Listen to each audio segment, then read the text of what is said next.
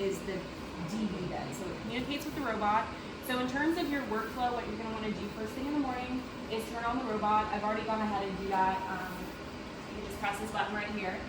And then the robot remote, or I guess the table remote, is going to be pretty intuitive. It's only going to light up the options that are allowed given the current conditions. So right now, when it's not connected to anything, the only two lights that are showing are the standalone mode, which has like a little X through the DV, and that's going to be if you want to use the table without being connected to the robot as like a regular OR bed.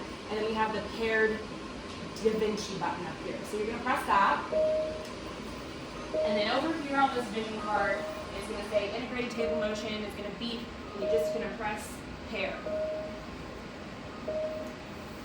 Now it's paired, so that's going to be all you have to do to connect it to the robot. This little tab right here that has a little table is basically going to be your little center, so if you ever have questions, is the robot paired to the table, it will say paired or not paired right there. It also will tell you on the remote in the top right corner, there's a little Da Vinci with these little like parentheses around it. If it's white, that's going to be when it's connected. If there's like a little extra, it means it's not connected. So now that I connected it, all of the buttons have lit up, and now you can use the table like normal. This up here is going to be a touch screen. It also does have the exact values of all of the articulations of moving the bed, so you can easily see all of that right here. It tells you battery power and if it's locked or unlocked. So this table has 1,000-pound weight capacity, including slide. There's something on the bed called overload protection, so if you have a bottom-heavy patient and you slide it to the foot and it's starting to sense that it might tip, it's getting a little unstable, the remote will let you know, and it will say the only option is to slide back towards the head, and then you can redistribute the weight. So that's the anti-tip prevention. There also is anti-collision prevention on the bed, so if you are in steep Trendelenburg and you're kind of low to the ground, the bed will prevent itself from hitting the ground or hitting the base of the table. So if for any reason the surgeon's like, oh, I want to get more Trendelenburg, but it's not moving, the reason is that you need to raise the table up a little bit higher because it's something that it might pick up. In terms of general maintenance, the big tip is not to use any hydrogen peroxide cleaners on these pads. It will deteriorate them, make them kind of sticky. So any of your other cleaners, as long as it doesn't have hydrogen peroxide as an active ingredient, are fine. You see a blue button, that's going to be a call to action to move or remove something. So to remove this foot piece, you're going to push these blue buttons forward and then push it forward and release like this. And then to put on, you don't have to press anything, but you're going to slide forward, pull back, and down, and it locks into place.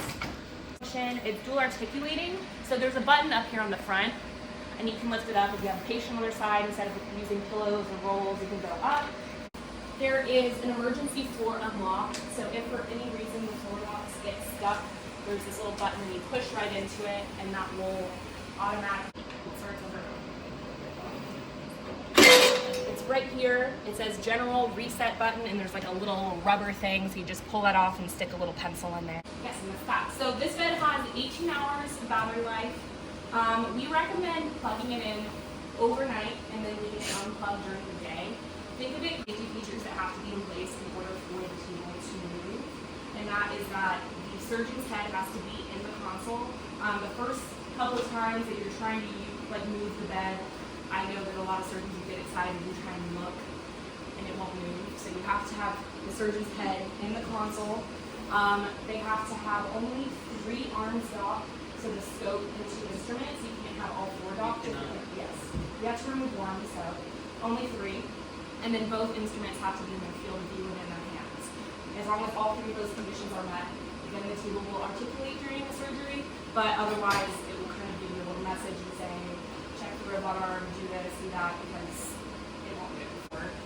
There is a cord that came with the table that is a hard wire to the robot, just in case for any reason it won't connect and you're going to